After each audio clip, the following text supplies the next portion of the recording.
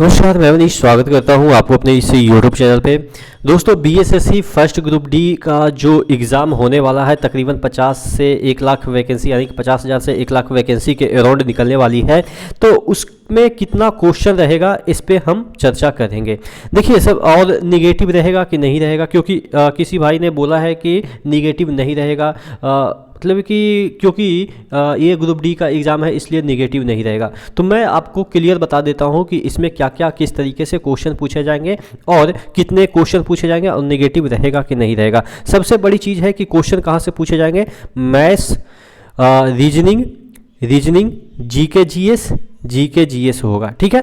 और इसी से आपके क्वेश्चन पूछे जाएंगे, और हो सकता है कि इसी में आपके हिंदी के क्वेश्चन पूछे जाएंगे, क्योंकि हिंदी कंपलसरी आपको आना चाहिए। अब ये जो तीन सेक्शन है मैथ, रीजनिंग, जीके जीएस, और ये वाला आपके जो है वो क्या होंगे, वो उसके नंबर जुटेंगे और हिंदी के नंबर नहीं जुटेंगे।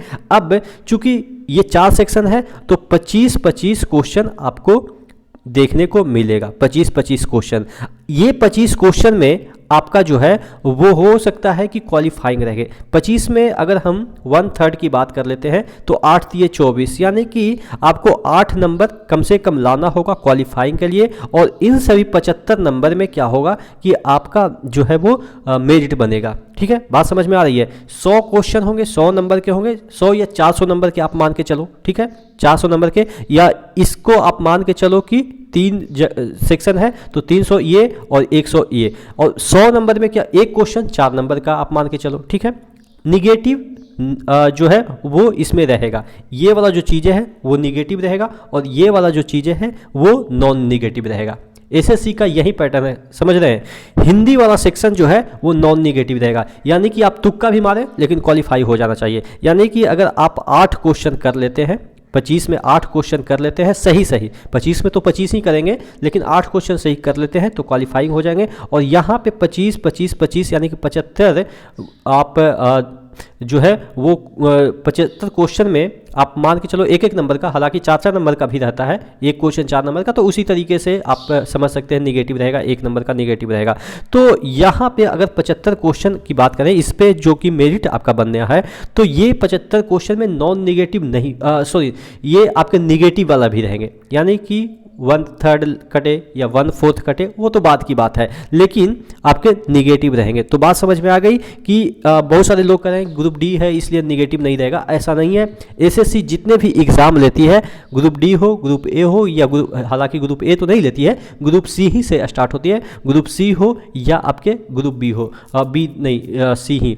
तो ये सभी जितने भी एग्ज़ाम होते हैं आपके जो निगेटिव क्वेश्चन वाले, क्योंकि कम्पिटिटिव एग्ज़ाम है, पहले जैसा नहीं रहा कि आपका नॉन निगेटिव मतलब कि कोई भी तुक्का मार के चले आए और जॉब हो जाए। तो ये कहने का मतलब ये है कि निगेटिव रहेगा, लेकिन हिंदी वाले सेक्शन में आपका निगेटिव नहीं रहेगा। पैटर्न मैंने बता ही दिया, और जो क्वेश्चन है वो भी मैंने बता दिया कि किस लेवल का रहेगा। आपके एसएससी एमटीएस जो कि सेंट्रल लेवल का जो एमटीएस होता है उसी लेवल का क्वेश्चन आपको रहेगा। क्या इंग्लिश पूछे जाएंगे? तो ऑब्वियस है इंग्लिश बिहार के लगभग एग्जाम में नहीं पूछे जाते हैं, तो आप इसके लिए निश्चिंत रहिएगा कि इंग्लिश पूछे जाएंगे कि नहीं। हाँ, हिंदी इसलिए पूछे जाते हैं क्योंकि आपको ग्रुप डी का जॉब करना है। ग्रुप डी में फाइल डीलिंग करनी होती है, डीलिंग तो नहीं करनी होती है, फाइल को इधर से उधर पहुंचाना होता है। तो आपको पता होना चाहिए उस पर क्या लिखा है, किस अधिकारी के पास आपको जाना है और कौन से अधिकारी से आपको कौन से क्लर्क के पास लेके जाना है फाइल। ये सब चीज़ें आपको पढ़ना आना चाहिए, इसीलिए तो हिंदी का टेस्ट लेते हैं। और हिंदी का टेस्ट आपके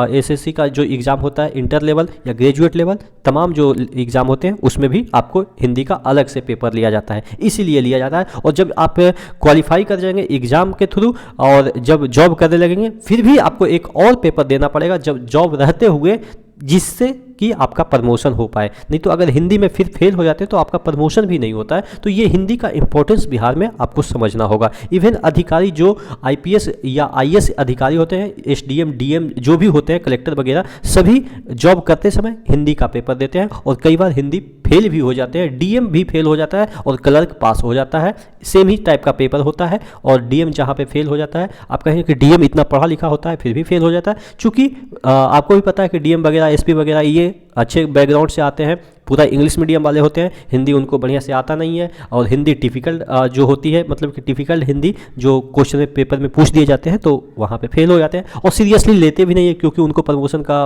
उतना वगैरह होता नहीं है, क्योंकि इतने बड़े अधिकारी ही होते हैं कि किसी भी तरीके से बाद में पास हो जाते हैं, क्योंकि साल भर में आपको एक बार एग्ज़ाम देना होता है और हर एक साल देते रहते हैं, कभी ना कभी तो पास ही हो जाएंगे, और फिर अधिकारी हैं तो कई बार क्या होता है ना कि पैसे देकर भी पास हो जाते हैं, ये आपको पता ही होगा। तो आशा करते हैं चीज़ें समझ में आई होगी। नेक्स्ट वीडियो मिलते हैं, चैनल पर नए हैं तो सब्सक्राइब कर देगा। तब तक के लिए जय हिंद।